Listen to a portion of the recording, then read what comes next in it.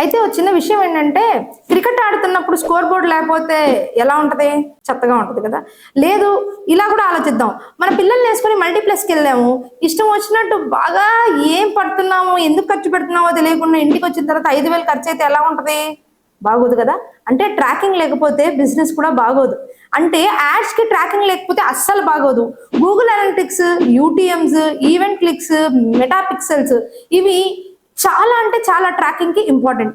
ఇవన్నీ చేయకుండా గనక మనం యాడ్స్ చేసినా, వెబ్సైట్ లో గనక మనం కస్టమర్స్ వచ్చినప్పుడు వాళ్ళు ఏం చేస్తున్నారో తెలుసుకోకపోయినా మనకు బిస్కెట్టే అన్నమాట. అందుకని మనం ఏం చేయాలి? ట్రాకింగ్ కి ఈ పిక్సెల్స్ అన్నిటిని చాలా క్లియర్ గా వాడాలి. ఎవరు వస్తున్నారు, ఎంతసేపు వస్తున్నారు, మేల్ వస్తున్నారా, ఫీమేల్ వస్తున్నారా, ఎంతసేపు స్పెండ్ చేస్తున్నారు, దేనికి వెళ్ళిపోతున్నారు, ప్రతి విషయం మనకు తెలియాల్సిందే. ట్రాకింగ్ లేకపోతే చెప్పాగా క్రికెట్ ఆడతాం కానీ దేనికి ఆడుతున్నామో తెలియదు. అలాంటివి చేయకుండా ఉండాలంటే స్కోర్ అని చెప్పేసి డిఎం చేయండి. నేను మీకు ట్రాకింగ్ గురించి నేర్పిస్తా లేదా మీ కంపెనీకి చేసి పెడతా.